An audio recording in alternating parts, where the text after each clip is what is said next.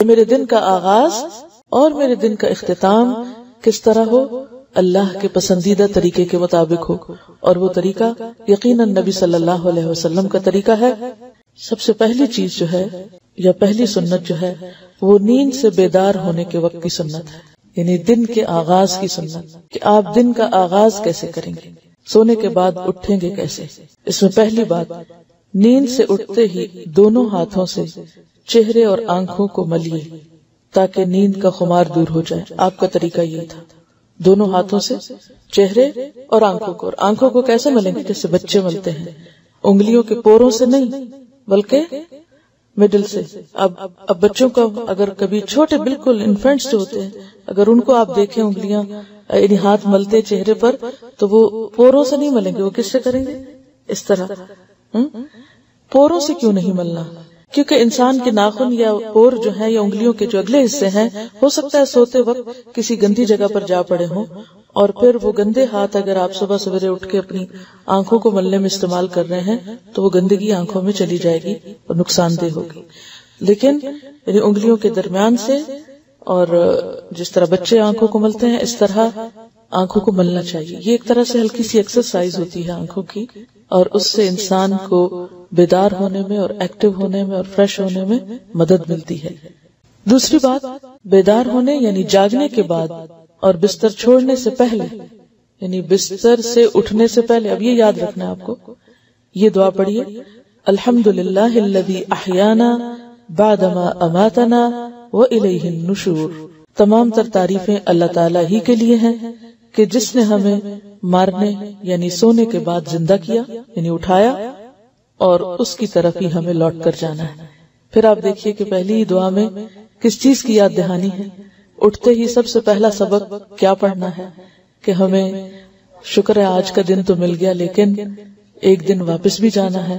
اور وہی بات کہ اصل مومن کے نزدیک آخرت کی اہمیت اس زندگی یا اس دنیا سے زیادہ ہے، کیونکہ یہ زندگی ہمارے لیے تھوڑے دن کے لیے، یہ تو ایک کام کرنے کا وقت ہے۔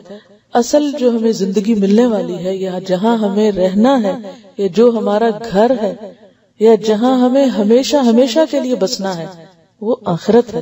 اور شیطان ہمیں اسی حقیقت کو بھلوائے رکھتا ہے۔ وہ ہمارے سامنے ہر روز صبح اٹھتے ہی اس دنیا کو سب سے بڑا مسئلہ بنا کے دکھاتا ہے۔ کوئی نہ کوئی غم سویرے اٹھتے ہی لاحق ہو جائے گا، کوئی نہ کوئی فکر اور کوئی نہ کوئی پریشانی، اور عموماً وہ کون سی ہوتی؟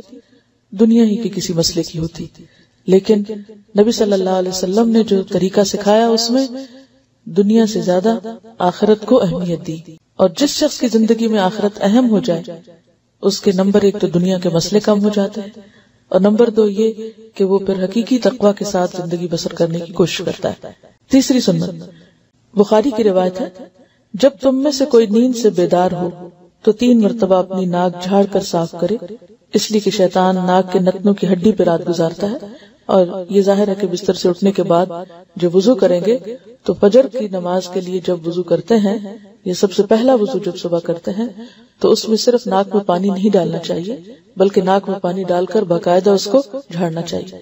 اور اس میں بھی آپ دیکھیے کہ جب انسان ساری رات سوتا ہے اور سانس لیتا رہتا ہے تو طرح طرح کے سانس کے ذریعے جراثیم یا ڈسٹ یا کچھ بھی انسان کے ناک میں جا کے اٹک جاتا ہے، اور ایک لمبا وقفہ گزرتا ہے ناک کو صاف کیے بغیر، لہذا صبح سویرے اٹھ کر زیادہ اچھی طرح، اور 3 دفعہ کا ذکر ہے یہاں، ناک صاف کرنا چاہیے۔ اور یہ جو بات لکھی ہے کہ شیطان ناک کے نتنوں کی ہڈی پہ رات گزارتا ہے، اس کی اصل حقیقت تو اللہ ہی کو معلوم ہے۔ ایسی چیزیں متشابہات میں سے ہیں جن کو ہم دیکھتے نہیں، چونکہ ہم غیب پر ایمان لاتے ہیں، اس لیے ہم جو بھی رسول اللہ صلی اللہ علیہ وسلم فرماتے ہیں اس کو مان لیتے ہیں کہ ایسا ہی ہوگا۔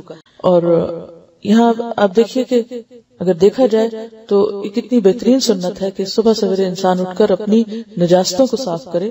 آپ صلی اللہ علیہ وسلم جب نیند سے بیدار ہوتے تو اپنا منہ یعنی دانت مسواک سے خوب صاف کرتے تھے، کیونکہ ساری رات بیکٹیریاز کو خوب کام کرنے کا موقع ملتا ہے منہ کے اندر، اور اگر انسان پوری طرح صفائی نہیں کرتا دانتوں کی یا جرمز کل نہیں ہوتے تو وہ پھر کسی بھی خوراک کے ساتھ، حتیٰ کہ پانی بھی آپ پیتے ہیں تو اس کے ساتھ آپ کے جسم کے اندر دوبارہ واپس لوٹ جائیں گے، جو کئی طرح کی بیماریوں کا سبب بن سکتے ہیں۔ تو اس میں اب آپ دیکھیے کہ 4 چیزیں جو ہے نیند سے اٹھنے کے بعد آپ کو لازمن کرنی. اب اس میں آپ دیکھیے کہ وہ وضو کرنا اور باقی چیزیں بھی آگے تفصیل سے آئیں گی، لیکن یہ 4 کام ضروری ہیں. نمبر 1 آنکھوں کی ایکسرسائز، یعنی آنکھیں مل کے اٹھنا. نمبر 2 دعا پڑھ کے اٹھنا. نمبر 3 خاص طور پر ناک کی صفائی اور منہ کی صفائی.